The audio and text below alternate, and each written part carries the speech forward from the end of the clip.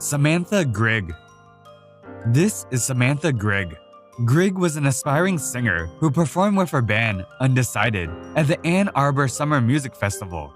Grigg testified in Clinton County Circuit Court that she, Breeder Nitz, and Haim traveled to East Lansing with plans to beat up and rob Froka, although she didn't say how they knew him. Grigg told the court that she drove Froka to several ATMs before the others started beating him. Froka died because of several injuries. Grigg, 18, pleaded guilty to charges of manslaughter and unarmed robbery in Clinton County trial court. Grigg was sentenced up to 15 years behind bars. Brian Draper and Tori Adamczyk.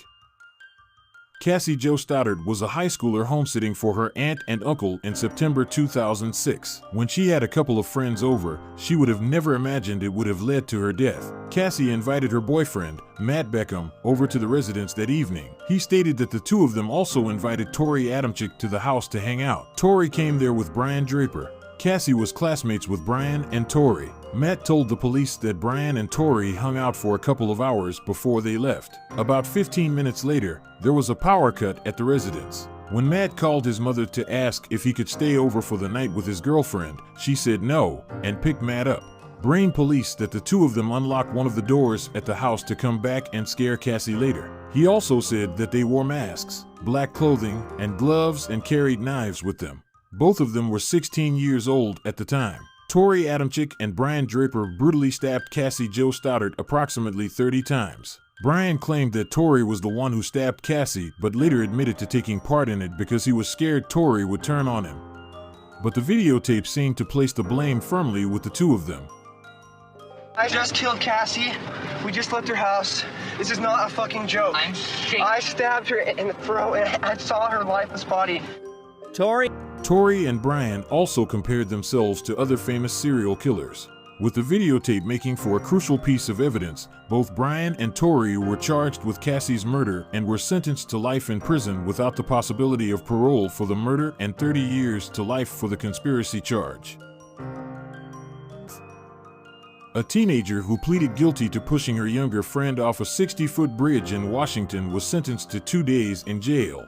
Taylor Smith, 19, was also ordered to spend 38 days on a work crew after pleading guilty earlier this month to reckless endangerment for shoving Jordan Holgerson, 17, off a bridge in Moulton Falls Regional Park on August 7th.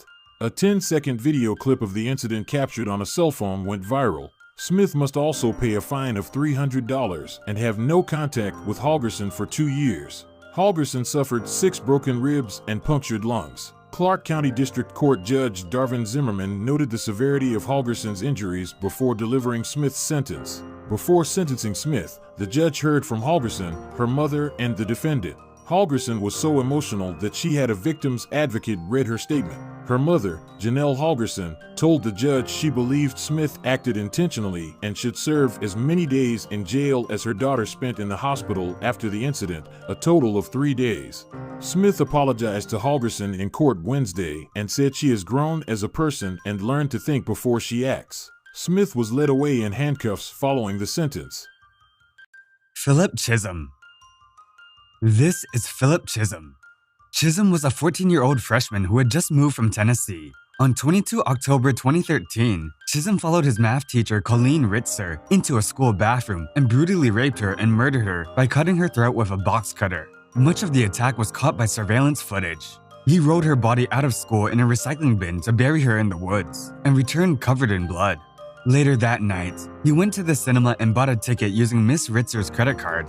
Ritzer was a popular teacher at Danvers High School, about 25 miles north of Boston, during her dream job teaching math. Chisholm, wearing a dark suit and glasses, reportedly showed no emotion during the court case.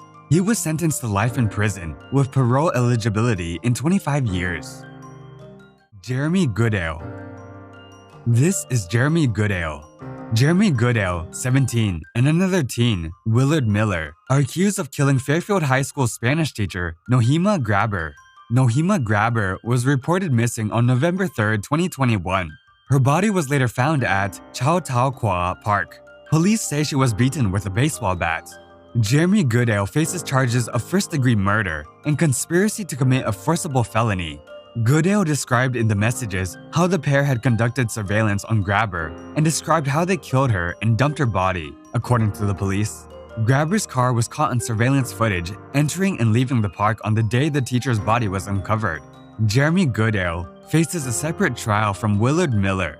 Both teens are charged as adults. A potential motive for the shocking crime hasn't been disclosed, as attorneys for the teens are fighting to keep many documents in the bizarre case from public view.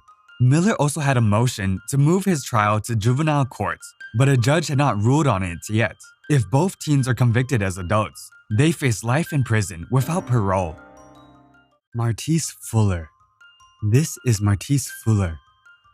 Fuller blamed Kaylee and her mother for his expulsion from school and removal from the football team. They said Fuller, 15 years old at the time, plotted to get a gun and ammunition from a friend, and had a relative dispose of a gun the state crime lab said matched the one used in the shooting. The mother and daughter were upstairs in their home the afternoon of May 9, 2019, shortly after returning home from school. The family was preparing to go on a camping trip when Fuller snuck in through the open garage. Kaylee was shot 5 times and died at the scene. Stephanie Juga identified Fuller as the person she came face to face with on the second floor of her home and was later shot as she tried to hide. Juga later found Kaylee unresponsive on her bedroom floor. A judge sentenced Martise Fuller to life in prison with no chance for release for killing 15-year-old Kaylee Juga and injuring her mother.